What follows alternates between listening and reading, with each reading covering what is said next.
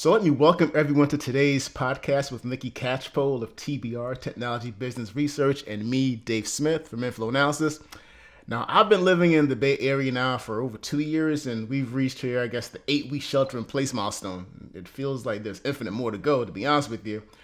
But our world has changed. Our behaviors have changed as we've shifted to remote work and actually remote everything, right? And I mean, we're in the world of Zoom happy hours and Zoom weddings right now. It's a trip. And it's only been some weeks. But we're Zoom really weddings, looking. that's a new one. Oh yeah. But we're really looking forward to today's discussion with Larry Gadea, CEO of Envoy. Welcome, Larry. Hey, thanks for having me. You can't wait to dive into our discussion. So, Nicki, you've been actually traveling this week a bit, right? How was that experience in the midst of the pandemic? I did. I was trying to fly under the radar by not having that called out because would probably get some deserved raised eyebrows. I just felt compelled to leave snowy, cold New Hampshire and visit my friend down here in Texas, where I currently am. Yeah. And yeah, so I flew in yesterday, and it's surprisingly, and I hope that this kind of extends to everyone's world at large. I was surprised by the lack of fear in the security line. I mean, people were still being respectful and wearing their masks and keeping the social distancing that we've all had to adapt to. But Yeah. it wasn't a scary place. Sure, there were some stores. Most of the retail stores were closed, but you could still get your coffee. You could still get your water. I didn't really know what to expect when I arrived at Logan yesterday early morning, and I arrived here safe and sound, and the flight itself was non-eventful. So I hope non-eventful is a trend that we can Yes. adapt going forward, because there's certainly been enough Oh yeah. to fill a novel over the last couple of Yes, weeks. non-eventful travel is pretty good. That's pretty good. I'm sure they put you on all sorts of lists as well, but hey, it's not eventful. Let's take that. Oh, thank you. I didn't think of that, but I guess being a security guy, that's where your mind goes. Hey, they gotta make sure everyone's safe. But it's I'm happy to hear that actually these airports are pretty good. It's Yeah. I myself flew. This was several weeks ago to kind of Ottawa, Canada, and I've been working out of here as I kind of see how the situation goes. And yeah, it's a wild world out there, that's for sure. So, Larry, I would love for you to introduce yourself and just tell us a bit about your background and Envoy. Yeah, absolutely. So yeah, I'm Larry Gadea. I am the founder and CEO of Envoy. Envoy, you might know it as kind of whenever you go into these businesses and you're kind of entering to the front door. There's oftentimes a process that they need to handle, which is like visitors, vendors, contractors coming in. They need to keep track of those people for security, compliance, all sorts of reasons. So usually what you'll do is you'll sign in, and then you'll wait there. Somebody will come and grab you, and then you'll go to your meeting. We build a software that's used at the front desk over there for visitor sign-in. And then as we've kind of grown through basically people using the product on their own, they kind of have to visit someone. But then they kind of remember like, this was kind of a great experience. This is a very kind of easy to do thing. It's not super authoritarian or top down. And this experience is really what is remembered. And that's how we've grown to something like 14,000 offices today that we're in and used on a daily basis. And then kind of these offices started asking like, hey, we have other parts of the office that really could use a little bit of change. And we built out a deliveries product around the mailroom and tried to really make that interesting and easy with all these boxes arriving these days. Yeah. I guess these days we'd probably put them in quarantine or something. And then there's around meeting rooms and kind of making sure you know which rooms are actually available versus not. There's a lot of rooms that are 1 in 4, 1 in 5 meeting rooms are booked, but no one's in there. And what we're trying to do is detect when people are there and kind of expose that on a mobile app where it's like, hey, this room near you is actually available right now if you wanted to make a quick call. So lots of experience-driven things for the workplace, which I think is just going to become so critical as people start thinking about returning back to their workplace, and especially as they all need to contribute together in making this return actually be a safe thing. So our entire team and everybody's really focused around, hey, how can we be building for the workplace at large and making sure this workplace is going to be a safe place? No, absolutely. And actually with that, you've probably been learning, some interesting lessons, during this unprecedented time, right? I mean, what are some of the guidance that you're providing and support that you're providing your customers and employees at this time? Yeah, that's a great question. So we're really fortunate in that we have access to what is a sign of 14,000 companies that use our software on a daily basis. And being that we are in Silicon Valley, what happens is that we have a lot of people that are coming in and coming to us, and they're asking us, "Hey, what do you guys recommend?" And these are some of the world's biggest names, especially in technology and innovation. And then we're asking them to, like, what have you thought of, and what do you think your culture will allow? And as we've kind of talked with these people, we've discovered that some people are they want to do temperature checks, some people want to do surveys, some people want to know how many people are in the workplace at any one point. I think just around the board, across the board, people are cutting down the amount of people that would be in a workplace, and they're doing things like staggered seating, where there's a space between everyone. And then on the second day, they're actually swapping the staggered seating. So that way it's no desk will have somebody 2 days in a row. Yeah. So they're trying whatever they can to kind of get people to be socially distant, I guess, even in the workplace. Which is interesting because that's kind of historically where people have gone to like kind of collaborate more. Yeah. But we're trying to see kind of like, hey, how can we be building software to help these people in a way that isn't super painful to use? One way of thinking about this that's I think pretty important is like, okay, imagine you're in a meeting room and of course meeting rooms now will be like basically half capacity, maybe even a third capacity that's allowed in there. And this is what we're hearing from a lot of our customers in the way that they're looking at systematizing this.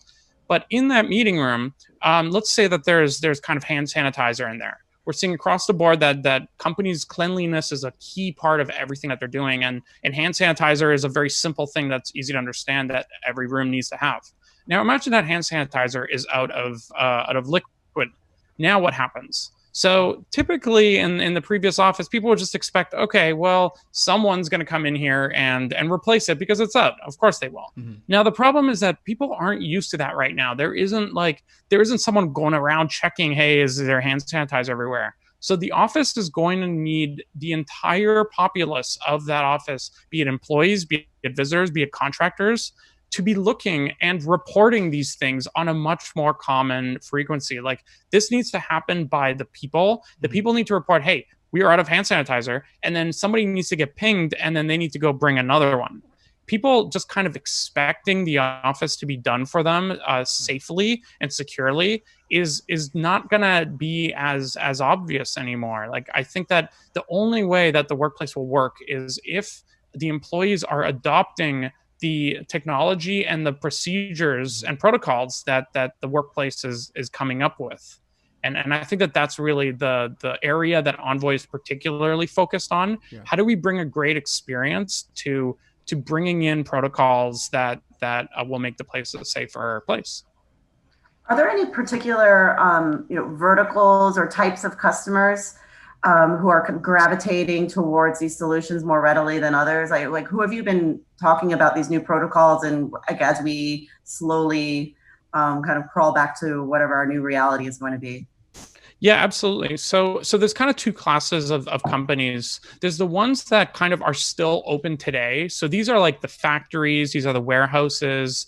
These are places that are kind of open today. Some of them are, but in some limited way, and they are already kind of patching together whatever they can. So we're getting a lot of information from them. And especially in this first category are the ones that kind of have offices in China or have offices in overseas where it is open in some cities.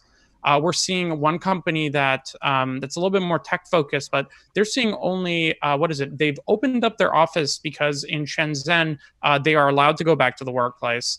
And they've opened up their workplace and they said, hey, 100% of people are allowed to come back if you'd like to. What happened is that 20% showed up. And on average, on a daily basis, it's about 20% of people that are actually showing up, even though all 100 could. So this is this first class where we're starting to get a lot of information about these workplaces that have equipment and a necessity for people to be there for the workplace for that business to operate. Now, the second class that we're seeing is basically the kind of progressive, forward-thinking, innovative companies of Silicon Valley who are willing to try new things. They're willing to adopt a mobile phone product, for example. They're willing to run, in rare cases, automated temperature checks. They're willing to try using technology to remove the barriers of adoption for kind of safety checks. And the people in those offices are demanding this of their workplace too. So that's kind of the two classes. There's kind of the ones that need the equipment in the office, mm-hmm. and then there's the ones that like people would really like to go back to the workplace because yes, they can work from home, but they're not really being productive and they're not enjoying it. And people are, to be honest, going a little bit crazy in some places, and they really want to return back to the workplace. So these are the classes. I think a little bit would be an understatement. Yeah, it's for sure. Like you can even see it on these calls when we talk with them too. But it's kind of everyone's trying to do their best. Like we don't have many choices right now, so whatever we can do to help. Yeah. People are going to go back anyways. The question is, are they going to do it safely? And whatever we can do to kind of make it as safe as possible. I think that's the only kind of hope that we have. Yeah, totally. And so it looks like you're sort of, as you've been championing, safety, security, compliance, and so forth, I guess you're sort of, in helping customers, you're sort of focusing, I guess, a lot on how to automate some of these things, right? Yes. Yeah, absolutely. Automation is going to be key because a lot of this stuff also, like you won't be able to touch as many things anymore. Mm-hmm. You won't be able to pick up a pen to write down your name to keep track of that. Hey, there's people in this building.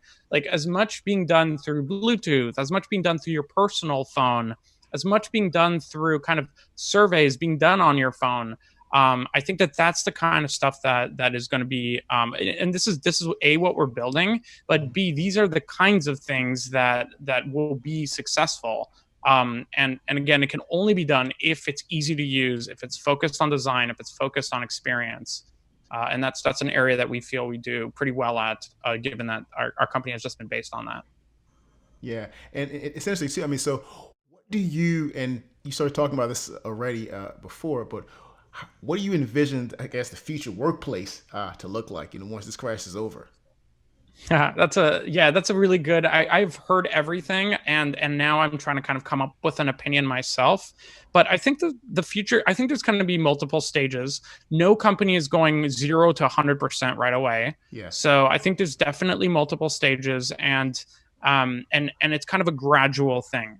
So once this kind of, the definition of when this goes away is actually very hazy, but I would kind of classify this as when we have a lot of people back, I think people are going to be nervous. I think they're going to be very nervous around like touching anything and kind of getting too close to anyone. I think that will last a limited amount of time because I think humans are humans and they're going to just get back to their normal thing. They're going to be forgetful. They're going to forget that they're touching everything and that kind of thing. So I think the first step is people will want touchless everything. Yeah. So that means doors, that means elevators, that means anything inside the workplace too. It'll any kind of sign in, any kind of that kind of thing will be done a lot more on your mobile phone. It'll be done a lot more. You'll have a lot more space in the office, and you'll have. It's actually very interesting. You'll have a lot more space personally because now there's all these empty desks near you. You will also have. It's going to be a lot quieter because there's a lot less kind of density of people, and you'll actually be able to have a lot more focus time because of that. Now, the problem that will happen and why this is a two-step thing is because that sounds quite luxurious to have like a giant open space all for yourself, to have all this privacy and quietness. So what I think will happen is I think that is just economically not going to be feasible for a lot of people and companies. I think that after maybe like 6 months or a year, people are going to realize that like, hey, we can only fit like I don't know, 100 people where we used to be able to fit 300 people. We can't pay 3x on our workplace. So I think kind of what may happen is that the workplaces will really turn more into kind of, it'll be a lot more optional to show up at the workplace. Mm-hmm. So I think remote work will definitely have a stronger part. I don't think remote work will be exclusive, not a chance, just given how people are today. But I think that like there will be a lot more kind of working from home or working from kind of co-working spaces. And then I think that a lot of workplaces will basically turn into co-working spaces. Like with so much space or so much privacy, why not have other companies there using your unused desks and spaces? So the workplace will kind of become, it's kind of like I'm long WeWork is basically the thought here, because I think that will be a thing. Now the culture will change a little bit. It won't necessarily be as like, hey, let's all party in with our free drinks on Fridays at the center place. Yeah. But I think that there will be kind of the shift to kind of a lot more privacy with co-working actually being an angle there. When Dave initially asked that question, what's the future look like? I was almost tempted to interject and be like, what's the meaning of life? I mean, that's such a blanketed question. And, I really appreciate kind of the thoughtful way in which you broke down into like some tangible detail around what we actually can feasibly expect, because that is really hard to do. And a lot of people kind of pause and just say, well, I don't know. We're surrounded by so many of these conversations these days that like we hear lots of different permutations. And I think one of the hardest parts of even just running a company is always trying to look very far forward and see where we're going to be. And the only way to do that confidently is through like extrapolating different trends of different things that are happening, and then seeing what's most likely based on adoption and based on rationality. Yeah, but I definitely. Sorry, Nicki. I was saying I definitely find interesting the whole concept of the co-working spaces. That's interesting.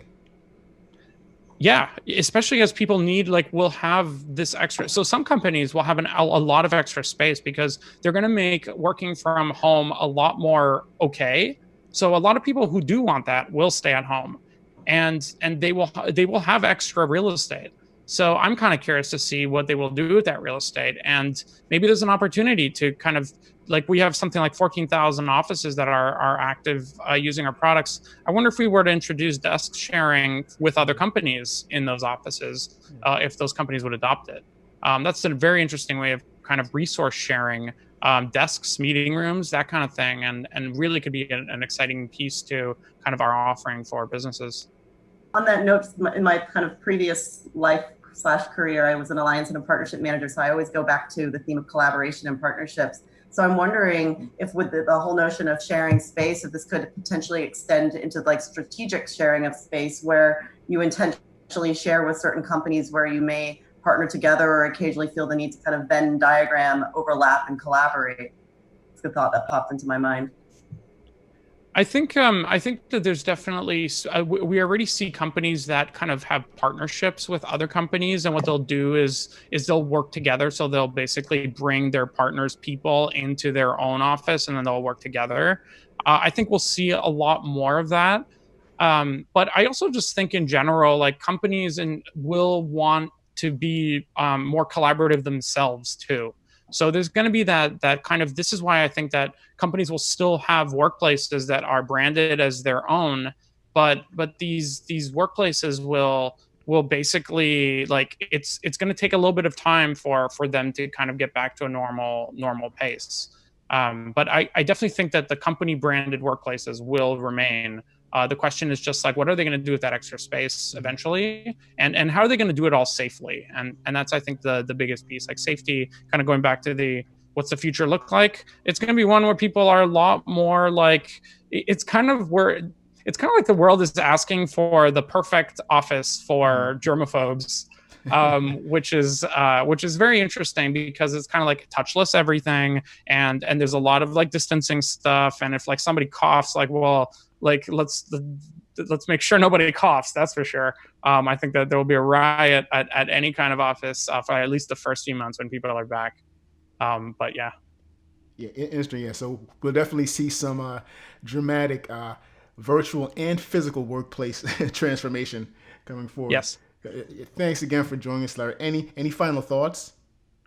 Yeah, I think my main thought, and this is just in general with all of this, is there's a lot of pressure right now on businesses to kind of open up and let people back in. There's people literally pitchforking in all sorts of different cities, and really wanting to go back to work because like there's economic problems and all that. And all I want to say is that to the businesses out there is that like it's really important you do not rush this, and keep things safe, and use whatever software you can, use whatever processes and procedures you can, and make sure everyone is part of the solution to safety. And it's not just your facilities team or security teams or whoever it is basically mandating a bunch of things, because if you don't get that adoption from everybody going in and out of the office, you will not get that safety, and the problem will just keep continuing. So all I want to do is just encourage businesses, please be safe in getting your folks back, because it's really important for everyone. Great final thought, Larry. Thanks so much for joining us. This has been great. Absolutely, Yeah. absolutely. Thanks for Thank having you, me. Larry.